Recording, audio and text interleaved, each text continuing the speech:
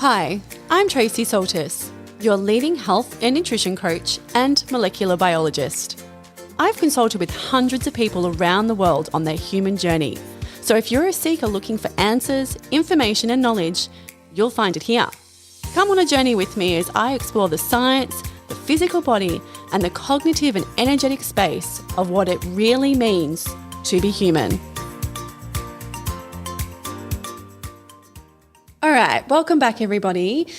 Today is hopefully going to be quite a quick one. I just want to run through a couple of my go-to tips on self-care and just flag the information and the expectation that self-care isn't always about meditation and mindfulness. There are plenty of other ways that you can actually do self-care, but the majority of people that I see don't actually know what that means or what that looks like. So I thought it would be great just to run through a couple of the ideas for you guys and you can apply them as you see fit. But just before we get to that, I do want to flag an upcoming workshop that's happening on Feb 20. It's in conjunction with Chloe Power and Angie Cooper, who you guys have heard of before. They've actually both been on the podcast. And if you haven't listened to those, please check them out. They are amazing women, beautiful beings who are doing some incredible services in Perth. And so I would encourage you to check them out.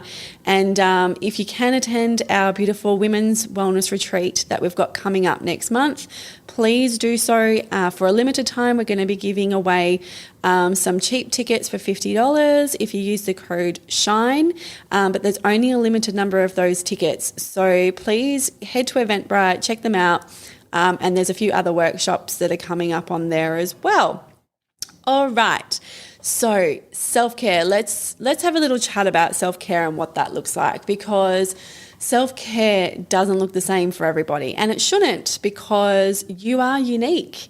There's no doubt about that. You're unique. Your needs are unique. And so we need to know how we can go about implementing self-care and what that looks like. So what are some of the ways that you can actually self-care? What I find is that people often get overwhelmed, or they feel like it's another thing to add to their schedule, so they don't do it. And because there's this misunderstanding of what self-care should look like, there's, this feeling that we have to dedicate a certain amount of time, or, it gets put on the low priority checklist, and so people aren't implementing it, and that's when we end up in these cycles of burnout. So what we want to do is, start implementing these things earlier on, so that we can make sure that we're giving ourselves a bit of maintenance, so to speak. It's about self-maintenance. It's about making sure that we are looking after our needs. And so self-care is really a way of grounding ourselves and bringing yourself back to yourself, bringing yourself back to your body. It should be done in a way by doing something that resonates with you, something that makes you feel happy, makes you feel loved. And that sometimes doesn't necessarily mean it's involving other people or things. Sometimes it's about being in the present moment just with yourself. And the problem with self-care is that it can trigger really uncomfortable feelings. And we all know, as we are humans, that we love to avoid being uncomfortable. We will do absolutely anything we can to try and avoid uncomfortable feelings or uncomfortable situations. And so if we allow ourselves to go into this uncomfortable space, there's an opportunity there for a cleansing and a time that we can actually heal ourselves if we allow ourselves to surrender to the uncomfortable and just let it come out the way that it needs to come out. So being with ourselves can actually be one of the hardest places to be. But I can tell you that if we do this, it's where we're going to find our peace, it's where we find our compassion, and it's where we find our love. So love starts with self-love. Self-care starts with looking after ourselves as a priority first before we can look after other people and those that we love as well. So what are some of my tips? If we want to implement this at home and get it going, I'm going to run through, what have I got here? I've got 5 different things that I'm going to run through with you guys so that you can take this away and hopefully start implementing some of these things. So, number 1, prioritizing time in your schedule. So if we're going to make a change, the number 1 thing that we need to do is actually allow time for that to happen. So we need to actually make it a priority. And so when people first start implementing self-care, what I get them to do is actually make sure they allocate the self-care time in first before any other commitments. Okay, because when we're looking after ourselves, we're better equipped to receive and to give out love and self-care to others in our family. So it needs to be a priority. If it's not a priority and you're not seeing it as something that's as important, you're not actually going to fit it into your schedule. So if you are committed to making a change and you do understand that self-care is important, it's time to actually put that at the top of your list and make the time to make a change.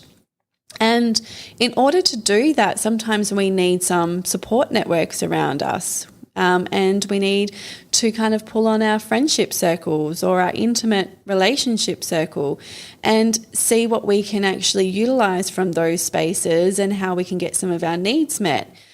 But sometimes we actually need to say no, and that becomes quite difficult for the majority of people, is the ability to say no and removing ourselves from toxic people or situations. We have to remember that when we do these things, it is actually a form of self-care by saying no. It is a form of self-care by actually removing ourselves from toxic situations or toxic cycles that keep playing out, or toxic people that really draw off all of our beautiful positive energy and take us into a very negative space.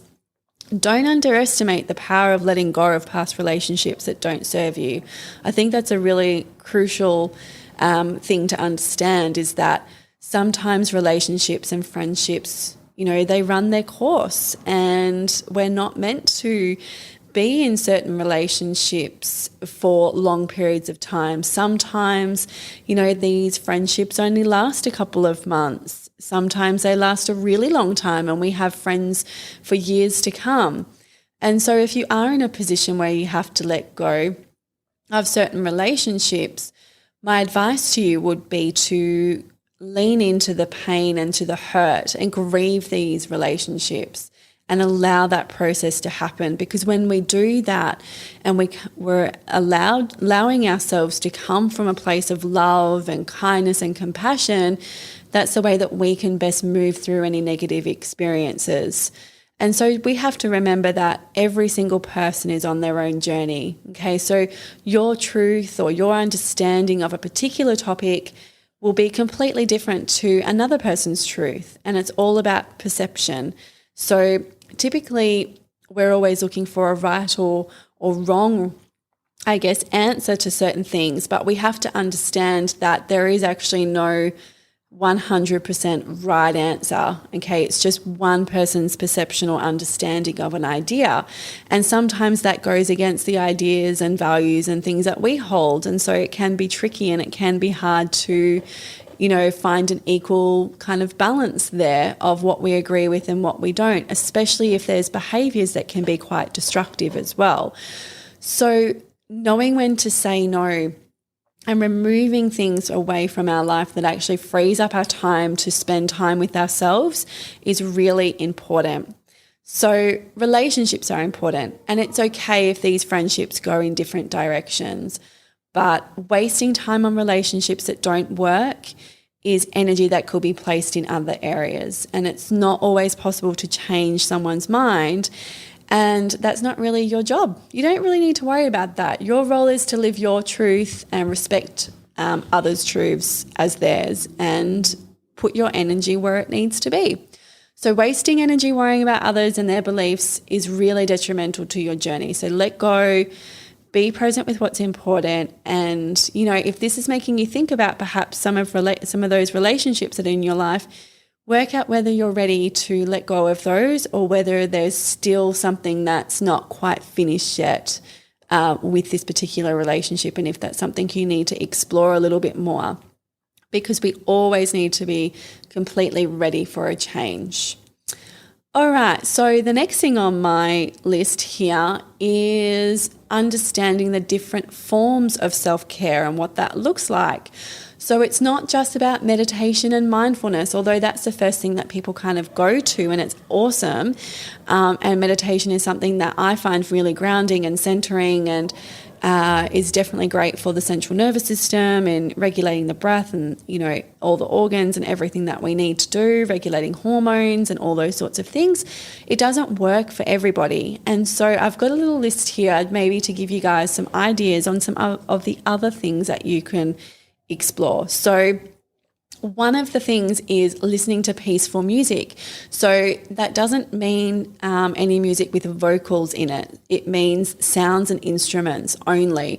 And the reason why is that sometimes when we listen to vocals and we're listening to lyrics, it can be quite triggering and it can stir things up. Whereas if we're just listening to the instrumental, it gives us a chance for the body to actually sink in with the energy of the sounds and allows us to explore those sorts of triggers that might be coming up or emotions that might be coming up. It's not kind of a double whammy with music and the vocals that are coming through. So if you are listening to peaceful music, try something that's instrumental or nature sounds, something like that that doesn't include any lyrics or any vocals. Have a warm bath, use some oils or some magnesium salts. That's always a great way to relax the body. You can ground yourself in nature, so things like walking on the beach with bare feet or walking through the forest. Anything to do with nature is always a great place to start because our connection to nature is so important. So if you haven't stepped out into nature for a while, then I would definitely encourage you to do that. Colouring in. So, you know, drawing out the child in us and exploring that. There's nothing wrong with sitting there and doing some mindfulness in colouring in. I do it with Charlotte all the time. And I just find it so therapeutic to kind of just take it really slow and just, you know, like pick up the pencil and do the outline and colour in the middle part, and it's so relaxing and I get a lot of enjoyment, and it's something that I can share with my daughter as well because she really loves her colouring. And so it's something really peaceful to do. Creating something with your hands, so whether that's cooking or crafts or something that you have never done before but you've always wanted to try. Over the school holidays, Charlotte and I started making these little felt animal things. I've never done any felting before, so that was quite an interesting experience for me, and we haven't finished those yet. School holidays is nearly over, so I probably should get onto that, but that was really good. It was like another little special moment just to spend with Charlotte and just to do something creative that wasn't really thinking about, you know, cooking dinner and doing the washing and all of the chores and things that I needed to do. It was just, you know, stepping outside my comfort zone and getting to be a little bit creative. So that was really great.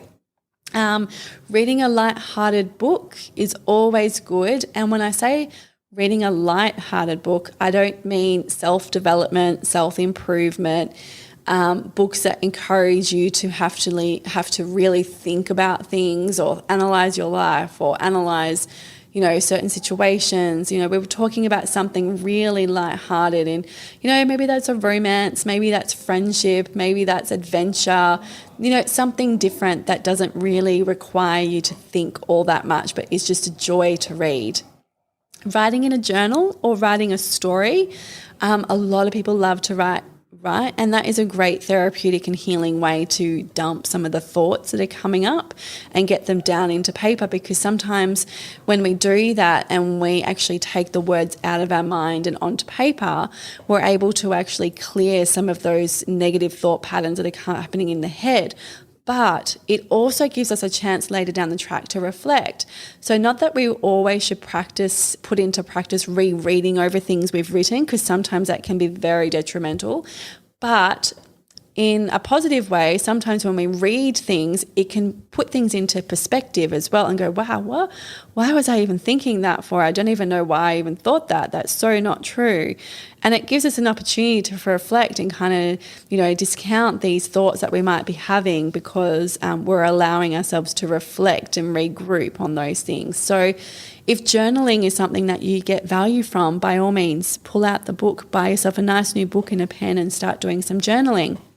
You guys have all seen my Wim Hof breathing. I do that quite regularly in my ice bath. If you haven't seen that, there's always some videos up on my Insta page. But yeah, I love doing breath work and calming the central nervous system down, especially when I'm doing a cold plunge. Oh my gosh, I feel so amazing. I know that doesn't sound very appealing to many people. It's like, why would you want to put yourself in 8-degree water? But the thing is that challenge, yes, the first initial shock to the body, yes, it's cold. But once you get, say, 30 seconds into that breathing and you know how to do the breath work correctly, you don't actually want to get out. That's the thing. I actually have to put myself on a timer so that I go, okay, I've got to get out now because, there is a time limit to these things. You don't want to be submerged in cold water for too long.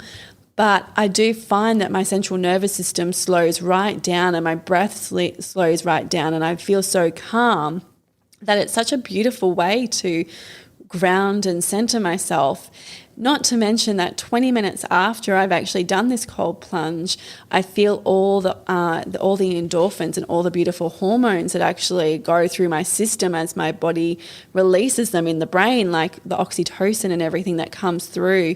Like I feel so happy, like it just is so good for my mental health that's why I do it, because I know the benefits to me 20 minutes later and I'm feeling amazing. I'm walking around like, whoa, I feel so good. This is amazing. Like life is great. Like look at the sunshine outside. It could be a terrible day, but I'm like, wow, how lucky am I? This is just like the most amazing experience ever. And that's all because I put myself in a cold plunge. Who would have thought, right?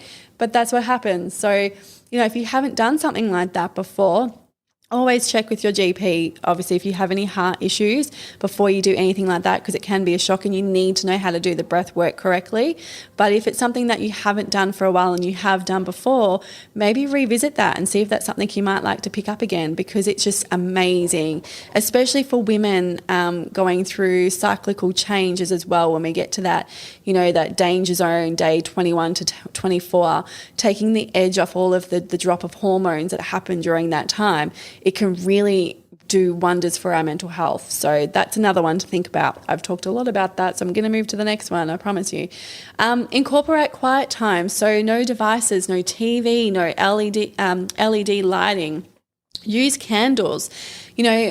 Keep it really simple about what's going on around you so you're not stimulated all of the time with all of the lights and all of the noise and the clutter and everything going on. Keep it really simple. Think, like 1900s style when, things were very minimal, candles and dim lighting and, beautiful smells going, and cook a nice dinner and, just keep it simple. Reground yourself by the simplicity and minimalism that's available to you. Diffuse oils. So a lot of people, there's so much therapeutic scientific data available about the use of oils. We've known that forever. I mean, humans have been using the natural world our whole existence, and so diffusing oils and smells, there's a very very biological thing that happens, the quantum entanglement that happens when we smell certain things, so I'm sure that you've all experienced situations where you get a whiff of perfume smell, or you smell something, a food or a drink or something kind of zaps past your nose and you're like, wow, that takes me right back to my childhood memory of sitting around the table, laughing with my family, or maybe it's a beautiful smell. Like for me, it's these wipes, I can't even remember what they're called. They were like 777 or something. There's these very specific wipes that my nan used to have, and, because she was a lady, and so she would, pull them out and wipe her face and everything with them when she'd be finished eating. And I'll never forget that smell because I've quantum entangled with that smell. So if I ever smell anything like that, it automatically triggers my brain to think of my nan. And so I'm sure that there's smells out there that resonate with you, that give you a sense of joy and a sense of happiness. So what are those smells? Surround yourself with those smells and make your home and your place of work a place that you want to be. Have those smells around. And sometimes diffusing oils can actually be a great way of doing that. All right, so other things, gentle exercise, so yin yoga, hiking, picnics, all forms of self-care. These don't have to be done with other people, okay? Spending time alone with ourselves is very important to our mental health, and it's very important to our journey on this planet, to actually know what we're here to do, to actually tune in to who we are and what we want from this life. So all of these things can be done by yourself. Go out for breakfast or a meal by yourself and be a people watcher. Take it in, look at the things going on around you. It's so amazing to kind of watch all of the things that, very rarely do we look up at buildings and what's going on in the trees. I mean, we don't take time for that. Treat yourself to a movie. Go and just take yourself, buy a popcorn, buy a drink, whatever. It's not about being super, super healthy all of the time. We have to have a human experience as well. And part of that is enjoying the treats that come with that, so take yourself out for a movie, get a choc top, enjoy it. Don't feel guilty afterwards. Just enjoy the crap out of it and do it by yourself and, pat yourself on the back that you've actually spent that time out. And when you come back to your family, you're going to be feeling so much more refreshed and you're going to be a really nice person to be around because you've actually had time to yourself, and if that's something that you need, plan a few nights away just for you. I mean, it's something that I do. It's something that my husband does. It's been very hard, obviously, the last 2 years because there hasn't been many places to go, but having a few nights on a staycation where it's just you can put down the devices, it's just yourself, people can contact you in an emergency and that's it, and have some time away for yourself where you can just run a bath and or for guys, go hiking, go into the wilderness. I've got clients who go 4-wheel driving and they pack up their camping vans and they head off, so tailor it to what your needs are. It doesn't need to be like that picture perfect, okay, I need to relax, so what does that mean? Or I have to stay away and I have to have a bath and a glass of wine and a massage. No, it doesn't have to be that way.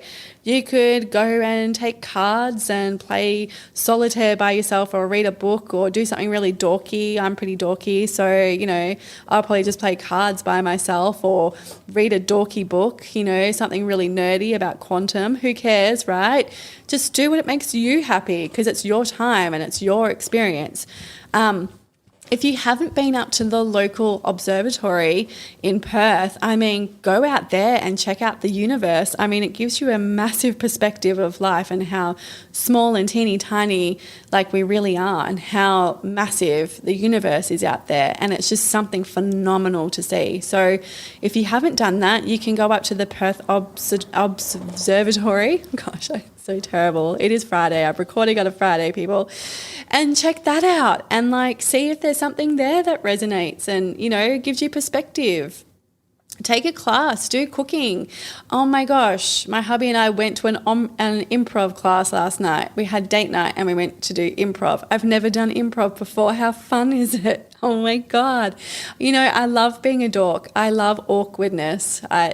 Those who know me know that I love the awkwardness of everything. So going to improv was right up my alley, but it's something that I've never done before and I loved it and I'm totally going to do it again.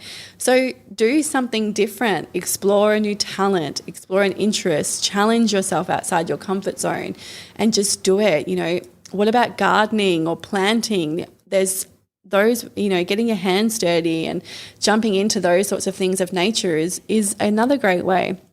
The aim of this whole exercise is to lower our stress, the stress that's caused by the adrenal glands, okay? We want these glands to be happy and healthy and producing nice hormones. We don't want them to be stimulated into a fight or flight response on a consistent basis. We shouldn't be feel like we're being chased by tigers and lions all the time.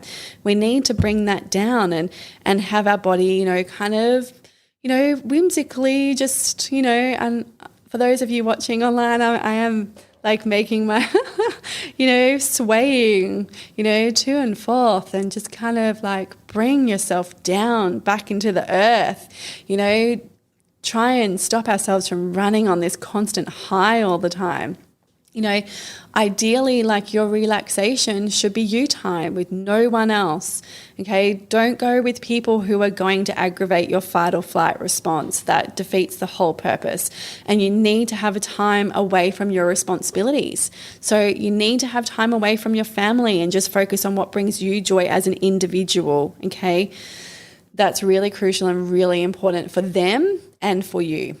All right. Number 4. Movement as a massive form of self-care. Yes. How many people need to get up and move more? We know the biochemical processes of exercises. We know that it releases all these beautiful endorphins and hormones when we exercise. But the problem is that people go and hit gyms, or they go and do things that don't bring them joy. They go and do exercises because they think they have to do it rather than doing it from a place of truth and authenticity. And so if you go and explore things that bring you joy, you are more likely to keep doing it. Okay, swim in the ocean, you like to cycle, maybe you like going to the gym, maybe you like going to aerobics classes. That's totally fine. But if you don't enjoy those things, find other ways that you can actually exercise and get movement and enjoy it so that you want to get up in the morning and go and do that exercise. You're much more likely to stick with something that makes you happy.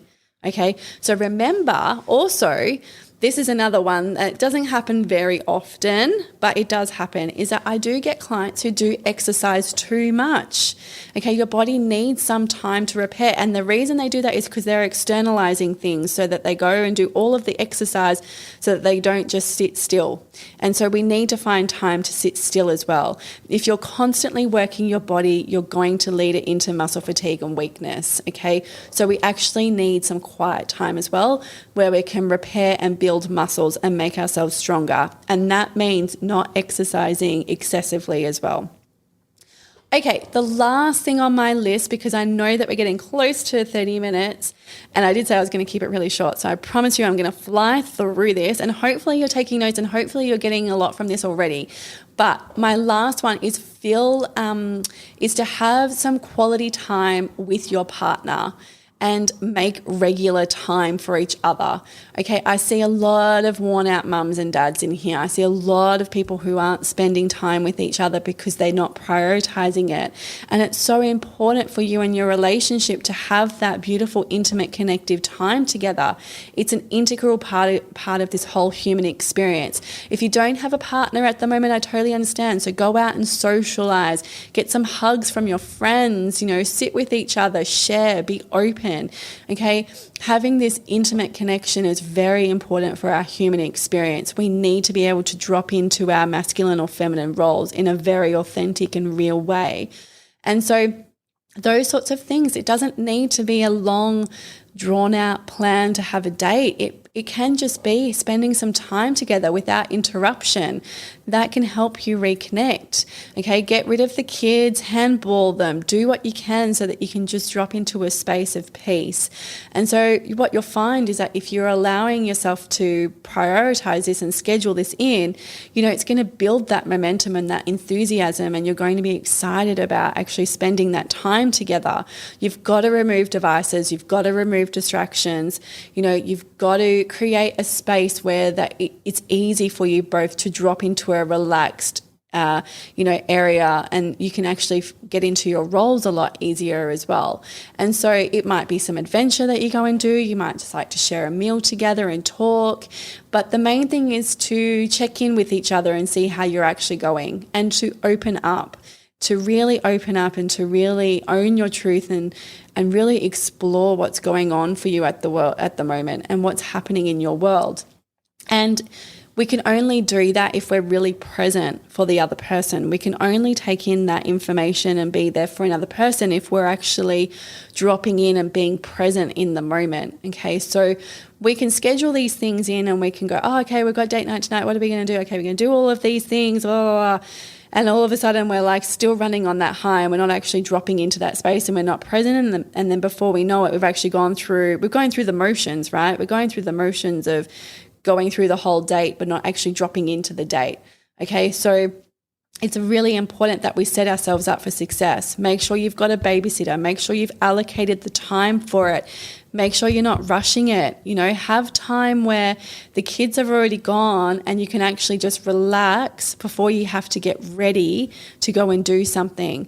Make sure there's time afterwards. If you can get them to have a sleepover, even better, okay? Get them out of the house. This is so important. And if you're feeling disconnected with your partner, start small, okay, without expectation. Eye contact, holding hands, hugging, and trying to be open. That's going to create a safe and positive space for you guys to drop into.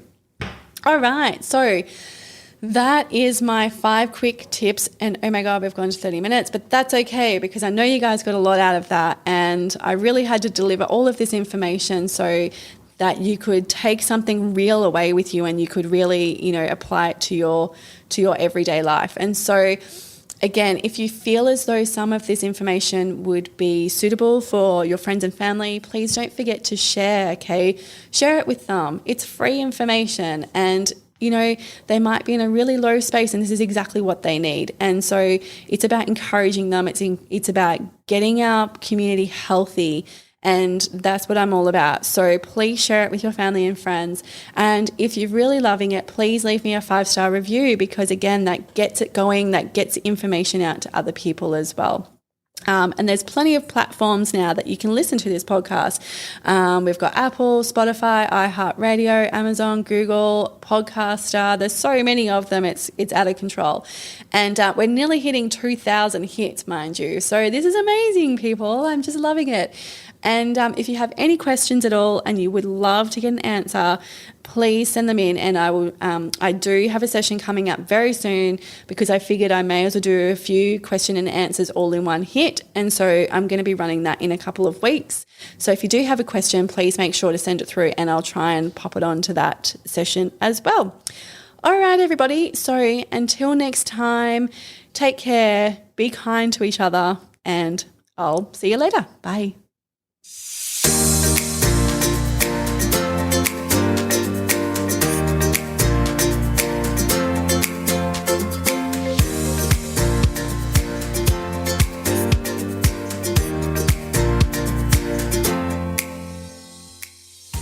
The information, views and opinions expressed on this podcast should not be used or treated as a substitute for nutritional, medical, psychological or other advice by a qualified medical health professional. Hosts and guests on the podcast express their own opinions, experiences and conclusions. And nothing on the podcast should be used to diagnose, treat, cure or prevent any medical conditions. The podcast is not intended to replace any medical or mental health treatment. All information and advice provided is for general well-being and does not take individual cases into consideration.